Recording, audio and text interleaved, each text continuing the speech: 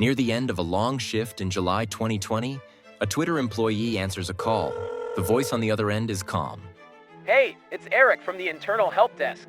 We're seeing some VPN instability. Are you seeing lag on your end? The employee sighs. He's been struggling with his connection all day. I'm sending you a link to the diagnostic portal. The voice says. A DM pings. The employee clicks. A standard Twitter login screen appears. He types his credentials and taps approve. All set. The voice says. You should be stable now. Have a good one. The line goes dead.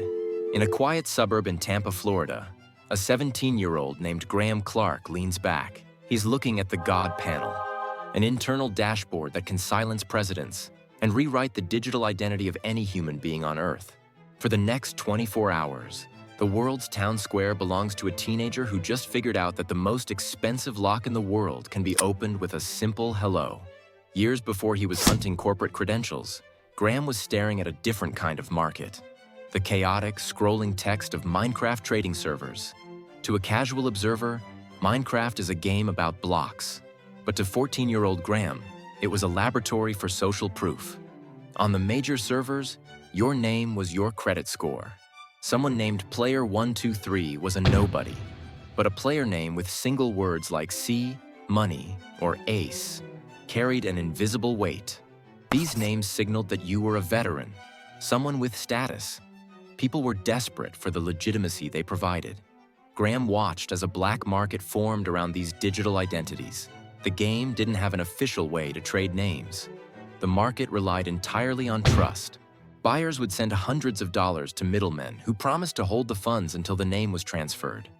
Graham noticed that in a world of anonymous avatars, reputation was the only liquid asset. He began to build that reputation, acting as a facilitator, a guy who knew everyone. Once the trust was high enough, he would take the money, keep the account, and vanish into a new identity. By the time he was 15, he was generating $5,000 a month. It was ghost money. Untaxed, unregulated, and built entirely on the psychological desperation of people wanting to look important. But the Minecraft market had its constraints. One afternoon, Graham sat staring at a PayPal screen. Your account has been limited. He had $10,000 sitting in limbo because a buyer had filed a chargeback. The centralized financial system had rules and an undo button. For a scammer, this is a death sentence. This friction forced the market into a new territory, cryptocurrency. Bitcoin didn't care about Graham's age or the parent's signature. It was irreversible. Once the Bitcoin left a buyer's wallet, the deal was final.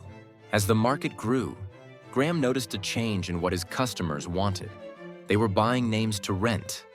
A high-follower account could be rented for an hour to shout out a product or a crypto coin. If you controlled a major account, you controlled a faucet of human attention. Graham, now 16, realized that every major hack he saw in the news followed a pattern. People were trying to break the locks, the firewalls, the code.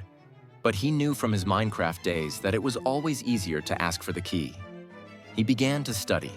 He spent weeks on LinkedIn, mapping out the hierarchy of Twitter, looking for the support layer, the thousands of junior employees scattered across the globe.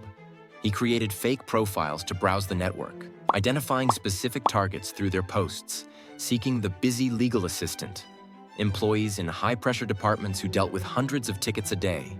These targets were perfect because they were optimized for speed, not security. He learned the corporate dialect, how to sound like an IT guy who was also having a bad day, creating a psychological bond of us versus the system. The first calls were a disaster. Imagine a 16-year-old with a cracking voice trying to sound like a senior network admin. Hello. This is, IT. We have a bug in the VPN. Graham would sit in the silence of his room, sweating, taking notes. He adjusted his pitch, memorized internal department codes. He learned which departments had internal admin tools, panels that allowed a staff member to change a registered email with a single click. He was looking for the human gateway. By mid-2020, the world was in the grip of a pandemic. Offices were empty. Thousands of Twitter employees were working from home, distracted, their professional lives separated from their IT department by a message or a phone call.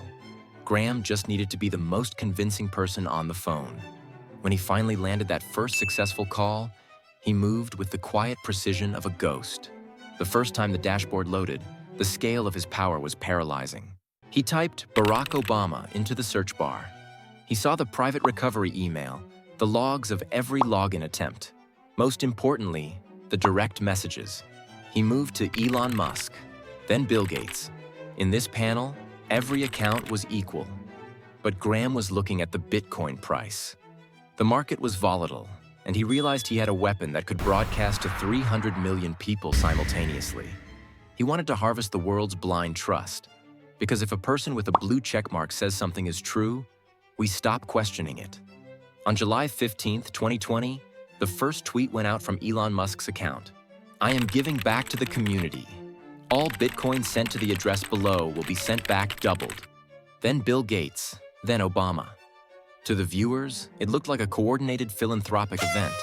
Graham watched the rain of transactions turned into a flood. Small amounts at first, $50, $100. Then larger sums of $1,000 or $5,000. He saw one transaction for $40,000. Someone had just sent their entire life savings to a teenager in Tampa because they trusted a blue pixel on a screen. Inside Twitter's headquarters, the scene was a total meltdown. Their own internal tools were being used against them. Every time an engineer deleted a tweet, Graham simply posted it again. He was watching their internal Slack in real time. He saw the panic. In an act of desperation, Twitter took the ultimate nuclear option. They turned off the ability for all verified accounts to speak. The hack ended when Twitter's engineers finally began killing every active VPN session, effectively rebooting the entire human network of the company. Graham's access evaporated, but the trail he left behind was a map. He had been so successful that he attracted the one thing no hacker wants: the eye of the state. The FBI and the IRS didn't look for a genius coder. They looked for the money. Because Graham had used the Bitcoin to pay for OG usernames and forum fees, and because the blockchain is a public ledger, they followed the digital crumbs back to the real-world accounts tied to his IP address. When the dust settled, Graham Clark was arrested. He had stolen $120,000 in Bitcoin that afternoon.